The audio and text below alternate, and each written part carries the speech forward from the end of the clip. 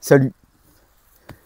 Alors une idée qui m'a traversé l'esprit, comment faire un réflecteur de lumière ou réflecteur solaire, quelque chose de pratique, de mobile, de léger, un petit déclic comme ça qui m'est venu. Donc je me suis lancé à main levée en achetant les 2-3 petites choses qui me seraient nécessaires. Ça peut être utile pour des gens qui font de la photo, voire même de la vidéo. Alors attention, c'est relativement léger.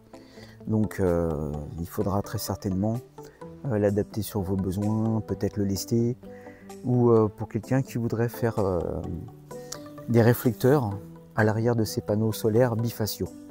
Je vous montre tout de suite en photo ce que ça a pu donner. Là. Je vais vous montrer tout ce que j'ai utilisé, et grosso modo, pour ce réflecteur solaire, c'est un budget de 20, on va dire de 20 à 25 euros, suivant la taille que vous aurez besoin de faire. Alors là, moi j'en ai fait un très grand, 2 mètres de long sur 1 mètre de large. Voilà. Mais c'est pour montrer en fait tout simplement qu'on peut faire grand. Donc, plus c'est grand, plus il y a de la prise de vent.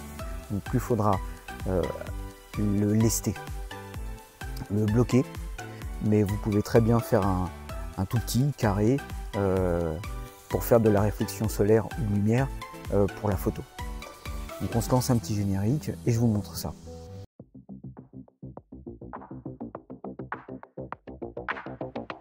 Voilà une partie du bébé. Alors, comme je vous disais, vous voyez, c'est léger, c'est simple. C'est une couverture de survie, prise côté, on va dire aluminium des deux côtés, des tubes PVC pour électricien de diamètre 20, des petites pinces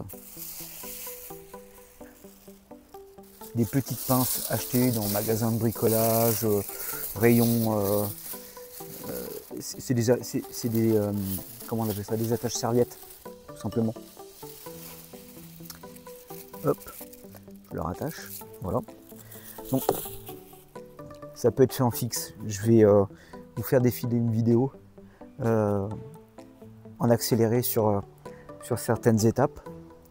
Déjà, la découpe des tuyaux, c'est très simple. Vous coupez la longueur dont vous avez besoin, vous voyez, la longueur dont vous avez besoin, et vous allez le mettre tout simplement sur le coude. Rien de plus simple, à ne surtout pas coller, puisque ce qu'on cherche, c'est que ce soit démontable. Donc surtout pour quelqu'un qui ferait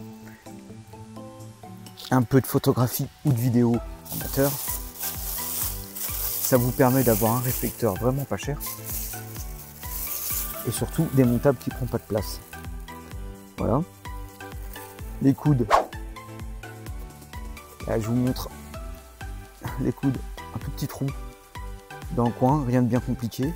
Alors là, moi j'y passe un collier. Pour y mettre tout simplement ma petite attache serviette, comment on appelle ça, attache torchon. Une petite attache torchon ou essuie-main, vous savez, pour les cuisines. Je vais vous remettre de côté. Alors, vous pourriez, si vous le souhaitiez, pour que ça reste un peu plus solide,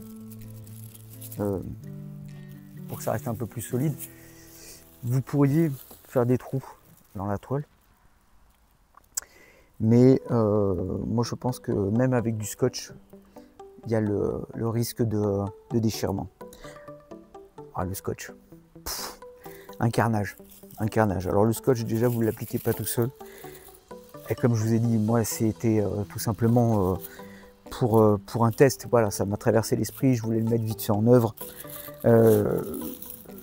L'idée du scotch m'est venue après quand j'ai découpé en fait la couverture de survie et qu'à 2 endroits j'ai créé une entaille où je me suis dit ça va se déchirer. Donc la solution était de mettre du scotch. Alors même si vous ne générez pas cette entaille, je pense que la nécessité du scotch pour renforcer et pour éviter que la toile se déchire est nécessaire, voire indispensable. Par contre, bah faites pas comme moi. Prenez du scotch transparent, mais j'en avais pas sous la main. Vous prenez un scotch transparent standard ou alors au top un scotch transparent renforcé d'une certaine marque que je n'énumérerai pas. Et puis bah là en fait donc vous faites vos longueurs tout simplement. Vous allez couper la longueur que vous voulez. Donc là bon, moi en l'occurrence on est quasiment sur 2 mètres de long.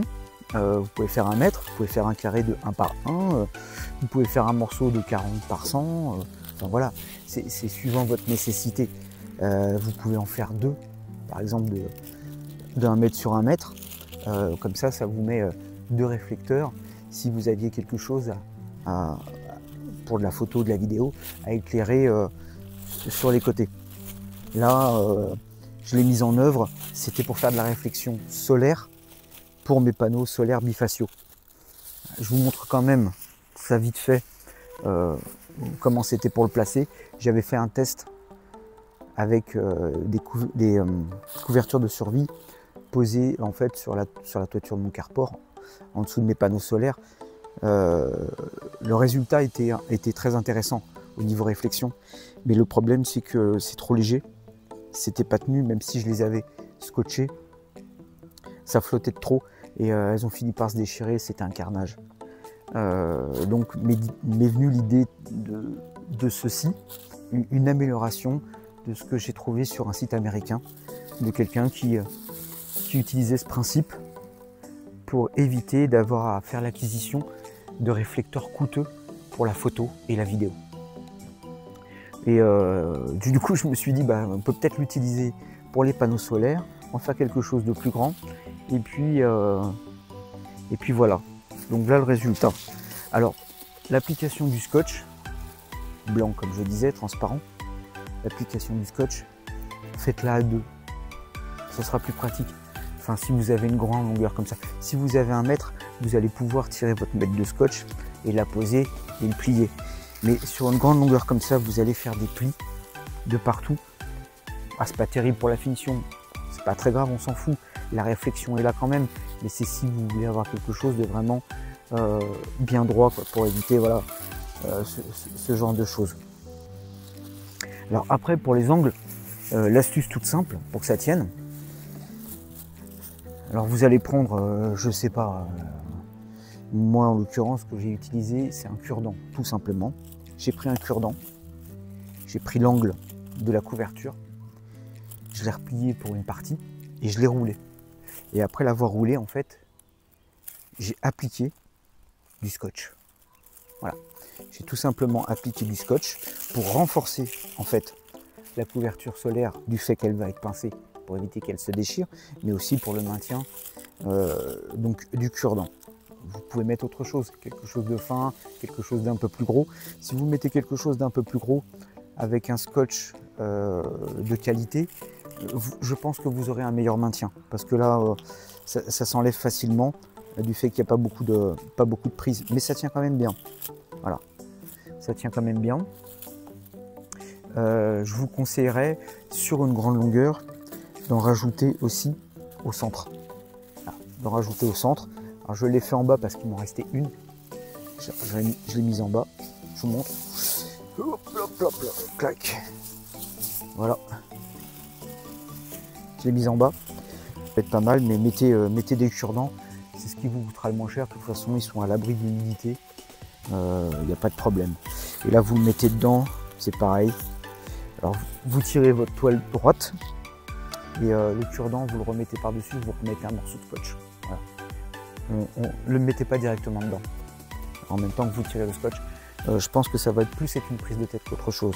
Donc une fois votre scotch appliqué sur une grande longueur ou une longueur moins grande, vous remettez votre petit cure-dent, on remet un morceau de scotch et tac, ça va permettre de mettre une pince tout simplement. Mais vous voyez, si je le mets comme ça, je pense que le côté qui était moins éclairé à gauche ne l'est plus. Voilà. Donc comme quoi c'est pas mal. Pour allez, suivant, je vous dis, suivant la distance, là on est proche de 25 € pour avoir fait un grand support, un grand panneau. Donc c'est une couverture. Là j'ai utilisé une couverture de survie acheté sur Amazon. Le tube PVC de diamètre de 20 d'électricien, les coudes qui vont avec en 20. Là j'avais pris en fait 3 tubes, c'est des tubes de 2,40 m de long, donc j'en ai pris 3. 2 qui ont été coupés à quasiment 2 mètres, et puis le troisième tube qui a été coupé en deux morceaux de 90 je crois. Voilà. Donc ça vous donne ça. Bon, une petite idée, vite fait, comme ça. Ça peut aider. J'en sais rien. Vous faites un mariage, voilà. C'est un ami qui va faire les photos. Ça vous coûte pas grand chose à créer, à fabriquer. Et pour prendre en photo les mariés, ça peut être pratique. Hop, réflexion lumineuse sur les mariés, les photos seront parfaites. Bon bah écoutez, j'espère que ça pourrait être utile aux photographes naissants, futurs artistes, voilà, ou vidéastes, et puis autrement aux bidouilleurs, bricoleurs comme moi, qui veulent chercher à faire un peu de réflexion solaire pour leurs panneaux bifaciaux. Je vous remercie de l'avoir regardé, un petit pouce, je m'abonne, ça ne vous coûte rien. Je vous remercie par avance. Je vous dis à la prochaine vidéo. Il y a d'autres sujets à venir, justement pour des choses en relation avec les panneaux solaires. Donc je vous dis à très bientôt. Et d'ici là, comme d'habitude, prenez soin de vous.